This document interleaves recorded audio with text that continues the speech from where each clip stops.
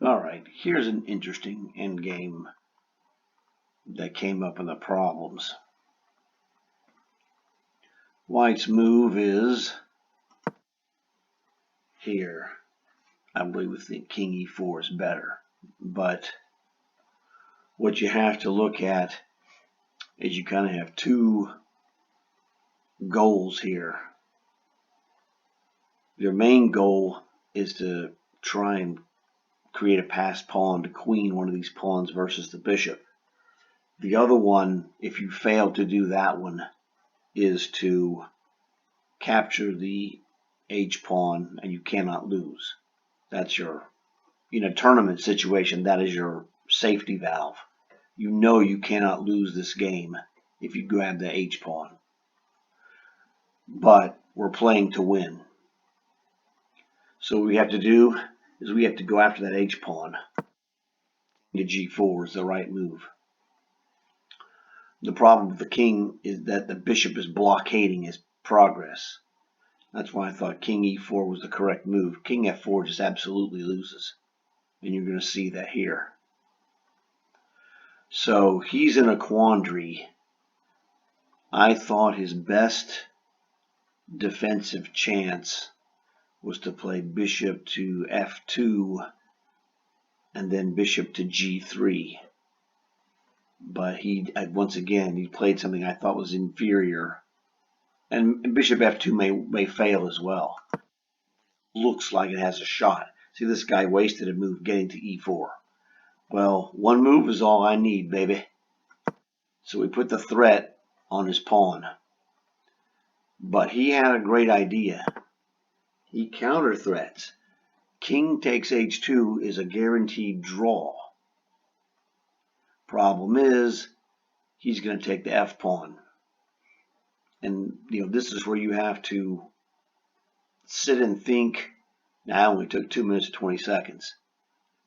But in a tournament situation, at whatever level you're at, you'd have to think about this and think, well, where am I in the tournament? Is this the final round? Does a draw guarantee me a prize? There's all kinds of things you have to consider. How good are you at endgames? So you could sit here and think about this for a half an hour to make a decision. Do I play to win or do I take the draw? Me, my spidey senses and my experience tells me I'm winning this. But if you're not sure, you'd have to sit here and try to literally calculate this out. And it is gettable, with playing g4. We want to play g4, hold the pawn. Here's what I saw. g4, king f4, h5, protecting the g pawn. Now I'm threatening to take his h pawn. And what was going to happen is that I'm going to press h4 and g3 and overwhelm his bishop. This is why I thought black was winning. I know black was winning. I won this game. But at this moment that you're seeing, I think black is winning. And I calculated that g4, h5, and h4 is going to devastate him. And we're going to overrun him by playing g3, pawn takes, and then h takes, g3, pawn recaptures. And those two pawns won't be stopped by his bishop.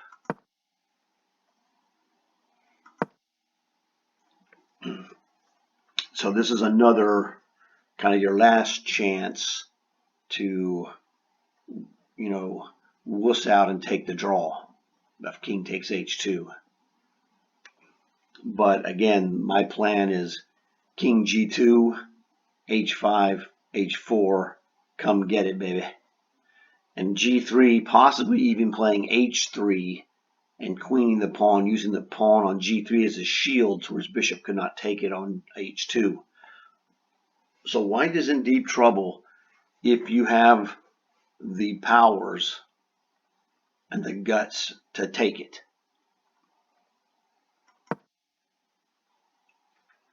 So king g2, winning. It's just that simple. But you have to know, see, the problem is I'm threatening f2, he can't stop it.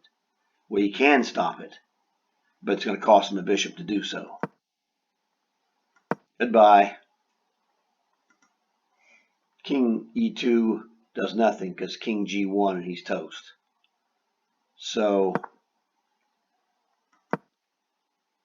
you got to know stuff, and you've got to have some experience and realize the way to win this may be with the correct moves.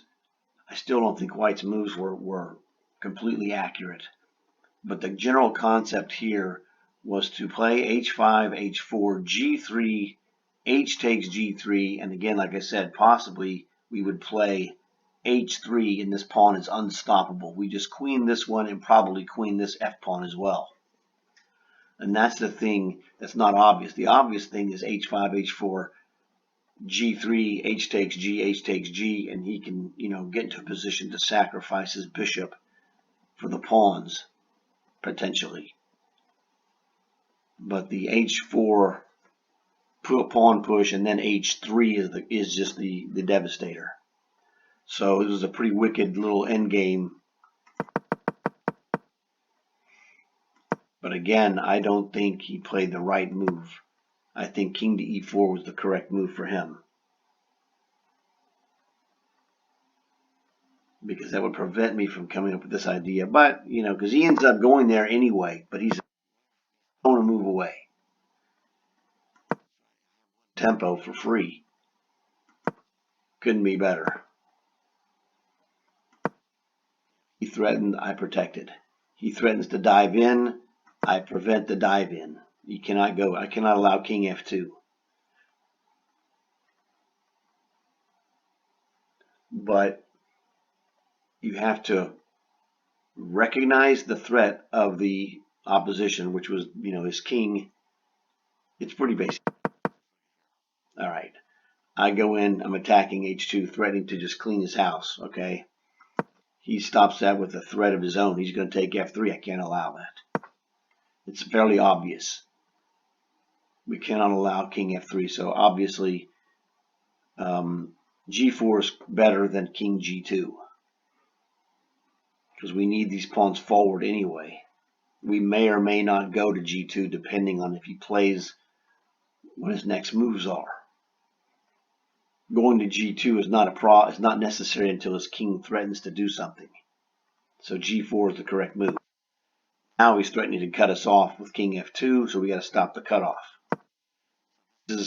A lot of this is my dad's lesson. What is he trying to do? You figure out what the guy's trying to do, or what he should be doing when you study endgames and you've seen enough stuff like I have.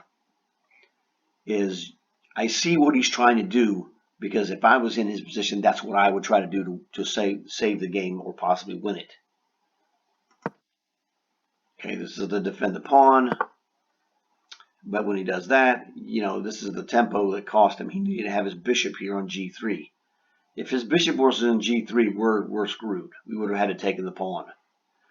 But the bishop wasn't going to get there, so it's all good. So hopefully this helped you out. Check this out again. Look at this and understand what's going on here. Like the video, of course. Comment. Tell me what you thought about it. Subscribe. You'll get more good stuff. You know what to do. I'll talk to you later.